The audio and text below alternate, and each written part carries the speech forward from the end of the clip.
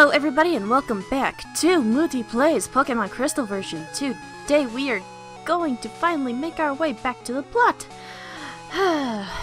Taking care of a roadblock that we saw when we first arrived at Kanto, and then progressing to collect our next badge.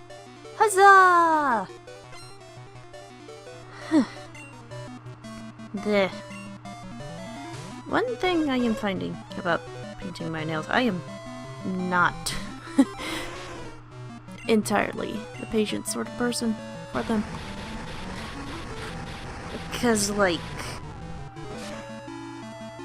I paint my nails and wait for them to dry a little bit, and then I get uncomfortable with how I'm sitting and stuff, and then I just, and then when I move the thing to shift the stuff around, it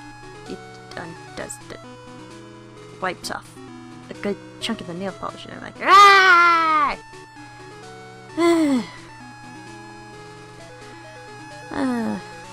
These my nails are pretty green though. Wait, what is that? Is that? No, I did not miss a spot. Alright. Okay, and now, getting back to the Snorlax, now that we have the expansion card on our radio application,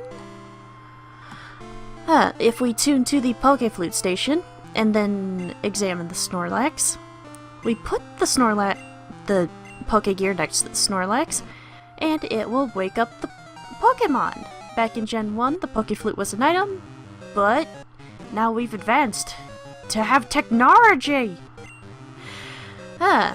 And here we have a Snorlax. It is normal, so it is weak to fighting attacks. Now, this is the only Snorlax in the game, so if you want to catch one, I would suggest you catch it now. I'm not catching it, so I'm gonna kill it. But one thing to note about Snorlaxes that can make them annoying. They tend to use rest, because... And rest, heals all of their HP while, putting them to sleep for 2 turns. And, I believe... Was it this generation? Moves called Snore and Sleep Talk were introduced. Snore basically let the Pokemon attack, and Sleep Talk had it use a random move in its arsenal while it was sleeping.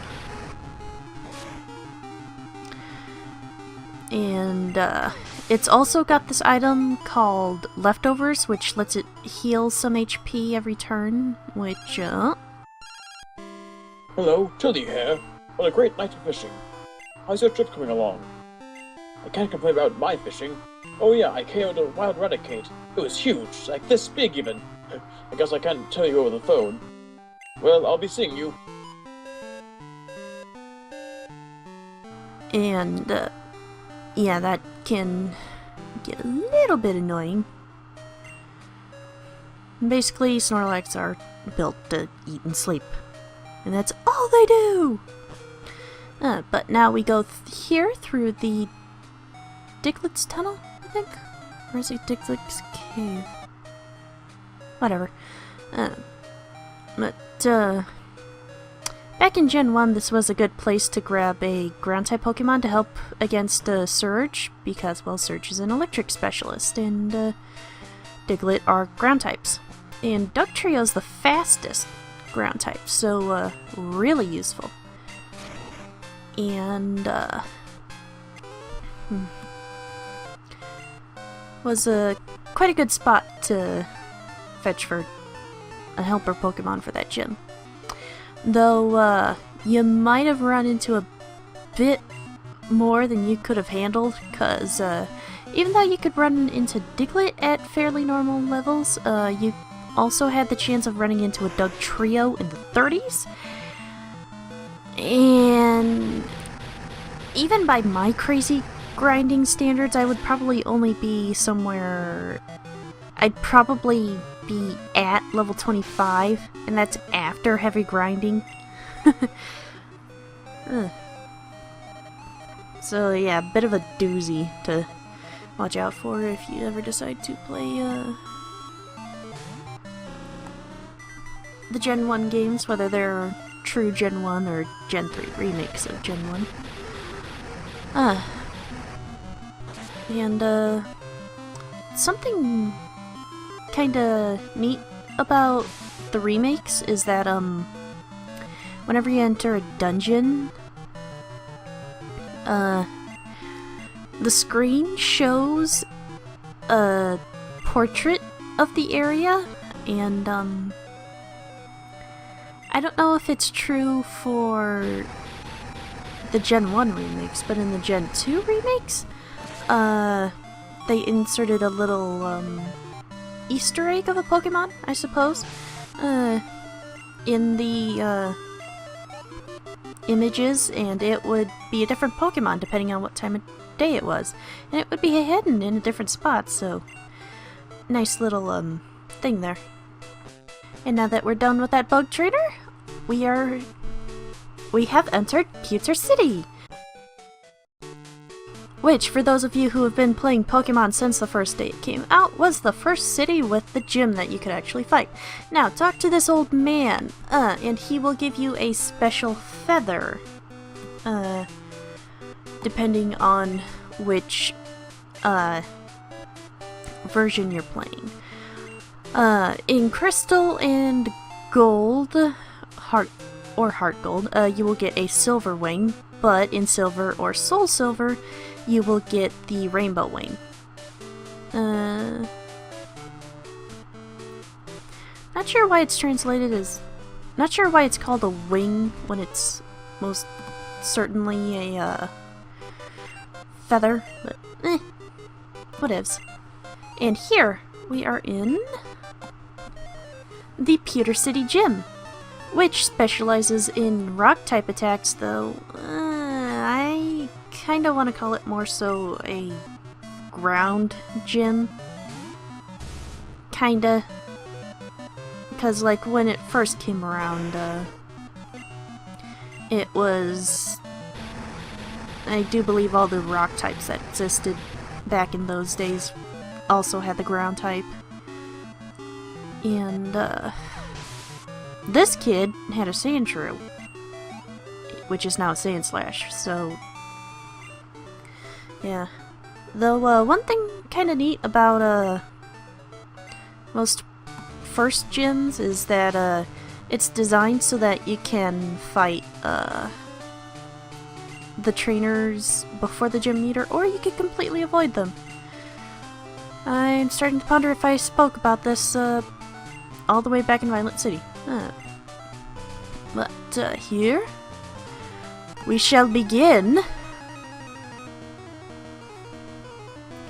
our fight with Brock. He is a rock specialist, so be sure to bring your grass, water, ground, and fighting type Pokemon. Oh, steel type too, though do be careful of ground attacks on the rock ground Pokemon. Out of rock Pokemon, I'd have to say my favorite is Stalin. Or, gosh dang it, stop calling it by the nickname. Roggenrola. Because I just loved how they changed Sturdy and how it came with Sturdy, and it was awesome. But this is an Omastar. It is a rock water type. It evolves from a Pokemon called Ammonite at level 40, and you can only get Ammonite through reviving a fossil or breeding. It is weak to ground, electric, grass, and fighting attacks.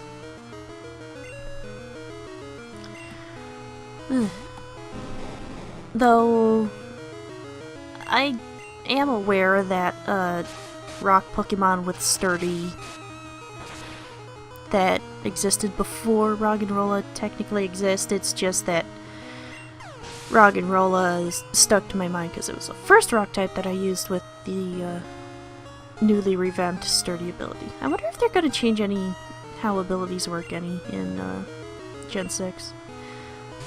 And here is a Kabutops. It is also a rock water type, also evolving from a little fossilized cutie called Kabuto. At level 40, it is weak to electric, grass, fighting, and ground attacks. Now, I always thought that Kabutops and Kabuto were rock bug for some reason. I suppose the side things make me think it was like Scyther. But, I believe it's actually based on something called a horseshoe crab, which is quite definitely aquatic and not a bug. Though, depending on how you... It's a crab. And with that, we have defeated Brock to earn our 6th Kanto badge, making it our 14th badge total. Yay! And, I want to say Brock gives you Stealth Rock as a TM. Not entirely sure. But now that we are done with that guy, let's wander around town a little bit, or... Nope, just going straight ahead to head east. Now, there's not really much to offer except for Mount Moon in this direction, which we will get to in the next part. Which, if you're familiar with Gen 1, is the home of Clefairy. And, kind of a cute-ish Pokemon, I suppose. Back when I was younger, I didn't really care for it. I think I preferred Jigglypuff, maybe, because the one on the show was funny. Basically, it always wanted to sing, and it wanted people to hear its song.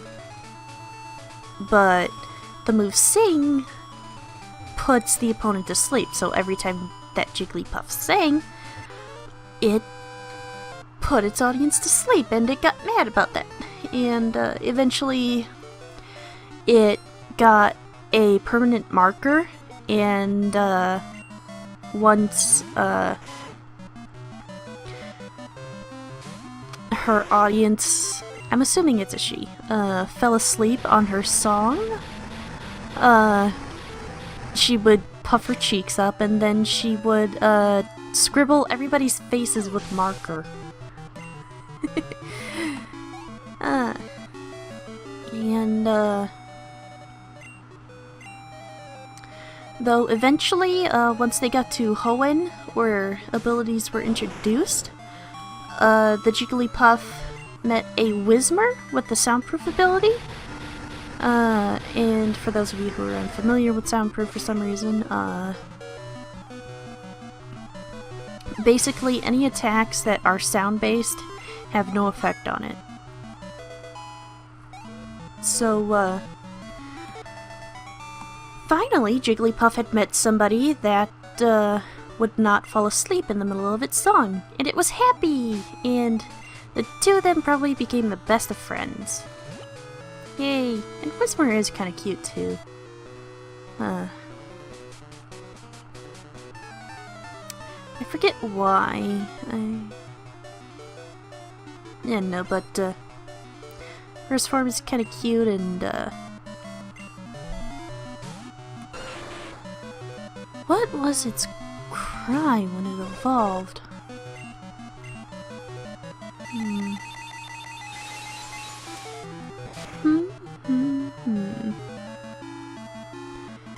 But at least design-wise, it's kind of neat. As a Loudred, it's got, what are they called? Subwoofers? For ears? And, once it's an X-Cloud, it's got, like, organ pipes coming out of its head, and its mouth is just loud and open as wide as cartoonishly possible. And,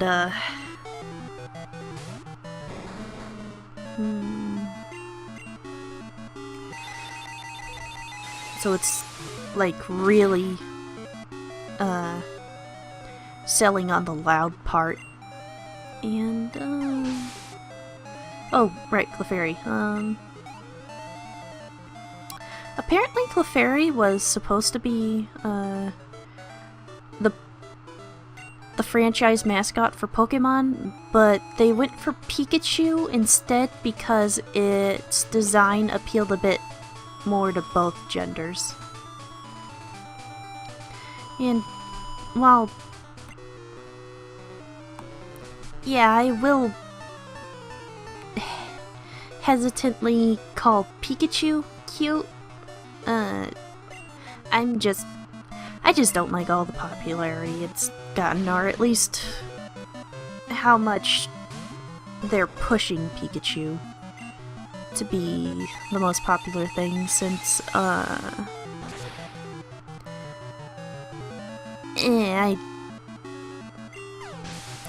if you force something upon me, I tend to resist more often than not. That's probably what's going on.